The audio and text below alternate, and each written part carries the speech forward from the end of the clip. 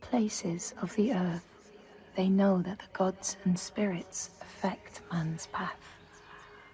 All the misfortune that befalls man lies at their feet.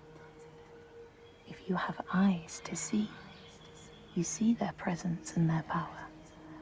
Keep your eyes open, traveler, and you might see their faces. Here, they once said that Loki lies imprisoned in a cave, trapped by his enemies, who set a serpent above to drip venom on his face. His wife, Sigyn, sits beside to catch the venom in a bowl, but when she must leave to empty it, the poison falls unabated. His pain is so great that he thrashes and writhes. And here above, we see the earth shake and break apart. Across the sea, they know that the earth is carried in the arms of a giant. When he is vexed or injured, he may not carry his burden so gently, and the world will feel his anger and pain. In a land far away, they say the winds are trapped inside the earth. They try always to make their escape, and they buffet and beat on the walls of their prison, causing the earth to quiver. And when they break through, they make their escape. They explode out in fury. In the lands of your birth, people live hidden too, in the hills and stones. They may be the remnants of a godly race who lost a war with giants and, finding the world changed, retreated into silence. But you still see their carvings and circles from the time when they walked among men.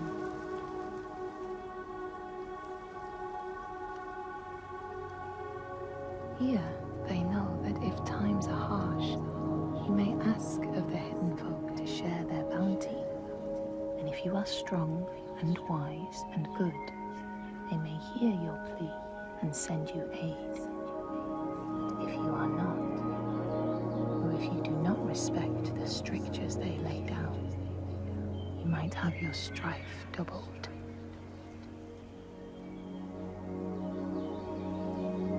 In the lands of your birth, and in these lands too, they know that people can be taken by the secret fair ones. If you are not careful and do not keep to the pathways, you may find yourself among them. In a land to the east, they know that when a traveler finds themselves lost, it is the fault of the Vadadash, who wait at the crossroads to trick souls passing by. The only remedy is to let your horse lead you home, because beasts have no souls. But if you have no horse, your soul is lost forever.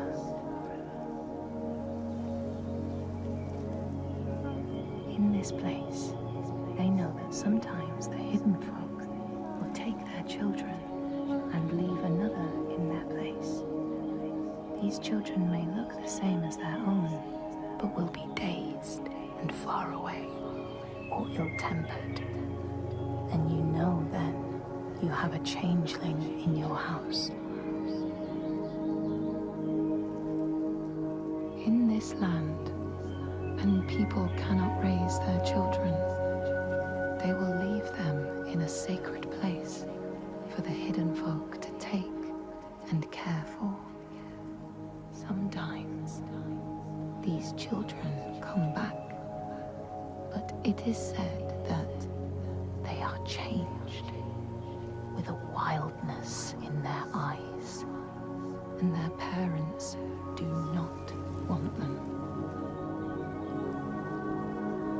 These people know that children who have died uncared for can return as Ultburður, small ghosts clad in fluttering rags. When there are storms, they may cry as they did when they were human, and will look for their mothers until they find them, and never leave them again. In this land, you may catch sight of the Landdisasteinar, the spirits who embody the sacred places, the rivers and rocks. Do you see the Lady of the Mountain, the Fiach Kunan, who bathes in the waterfall and lets the drops fall on her shoulders? In the heart of the Northlands, they know the storms are born of the Oshkuredi, the hunt of Odin.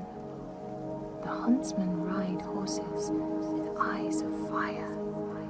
Their weapons clash like thunder, and it is best to hide inside, lest your spirit be called to join them. In your lands, traveler, they know that the Kailig, the hag of winter, is the one who hurls sleet and snow upon the land. She lives in a sea rock and rules the waves of the roiling winter ocean with her blackthorn staff. She strikes the ground to destroy the shoots of growing green, so the winter will lie long and low on the land. These people know that the sea god, Ran, sets out nets to trap sailors and drag them to her world. She sends the waves, her daughters, to wreck boats so she will have more men to take. And jealously, she pulls them down beneath the water. People here speak of warriors who can transform themselves into bears when they are enraged. Their skin becomes hide so thick no sword or spear can break it. When King Hrolfr fought Skald, many people saw a great bear fighting beside him, who killed more men with its paw than any 5 soldiers.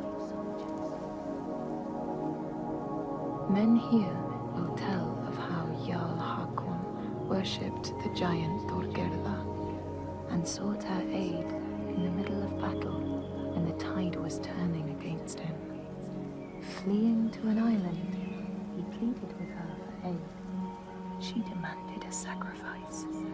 She rejected all of his offerings until he, at last, killed his own son in sacrifice.